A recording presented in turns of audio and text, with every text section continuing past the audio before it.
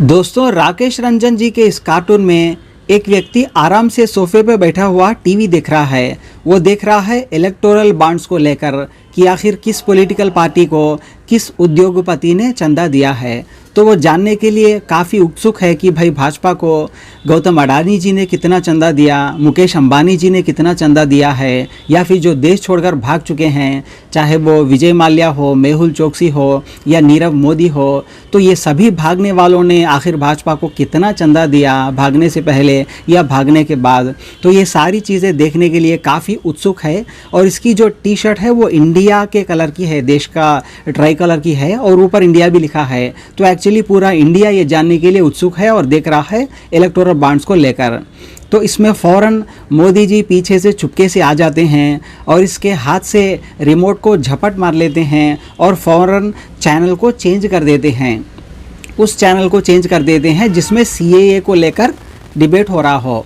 यानी 4 साल बाद मोदी जी को अब सीएए याद आया है। इलेक्टोरल बॉन्ड का जो इश्यू चल रहा है, उस इश्यू से जनता का ध्यान भटकाने के लिए मोदी जी अभी सीएए लागू कर चुके हैं और अपनी पूरी ही गोदी मीडिया को ये ऑर्डर दे दिया है कि भाई आप सुबह से शाम तक सिर्फ सीएए के मुद्दे पर ही डिबेट चलाते रहो, ताकि जनता का ध्यान जो है वो इस चंदे पर से निकल जाए। इसको लेकर सारी ही विपक्षी पार्टियों का ये आरोप है कि भाजपा कुछ काम नहीं कर पाई पिछले सालों में, इसीलिए अब सीएए के नाम पे वोट मांगने के लिए उन्होंने फ़ौरन सीएए लागू किया है। इस मुद्दे को लेकर दिल्ली के मुख्यमंत्री अरविंद केजरीवाल जी ने भी अपना ओपिनियन दिया। कल भाजपा की केंद्र सरकार ने सीए लागू करने का नोटिफिकेशन जारी किया है। 10 साल देश पे राज करने के बाद ऐन चुनाव के पहले इन लोगों को सीए की बात करनी पड़ रही है। अगर 10 साल में कुछ अच्छा काम कर लेते तो शायद आज सीए की जगह अपने कामों पे वोट मांग रहे होते। आज देश के सामने सबसे बड़ी समस्या महंगाई और बेरोजगारी की है। किसी को भी घर चलाना मुश्किल हो रहा है, इतनी ज़्यादा महंगाई हो गई है, कमर तोड़ महंगाई हो रही है। उधर हमारे युवा दर दर की ठोकरें खा रहे हैं रोजगार के लिए, उनके ऊपर डंडे लाठियां बरसाई जा रही हैं। ऐसे में सरकार बेरोजगारी और महंगाई का समाधान ढूंढने की बजाय सीए की बात कर रही है। ये सीए आखिर है क्या?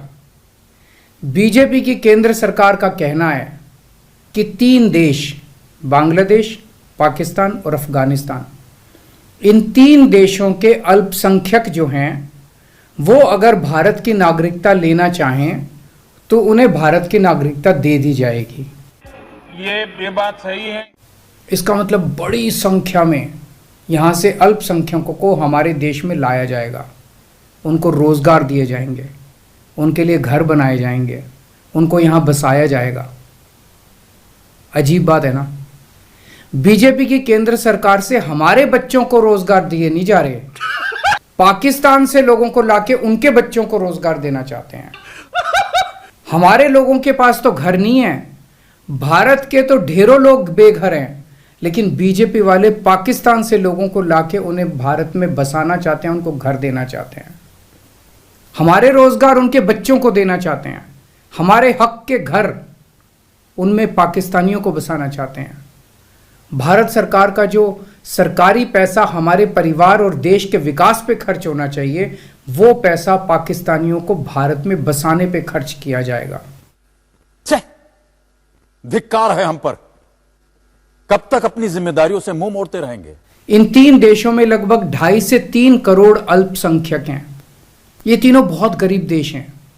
जैसे ही भारत के दरवाजे खुलेंगे, इन 3 देशों से भारी भीड़ हमारे भारत में आ जाएगी।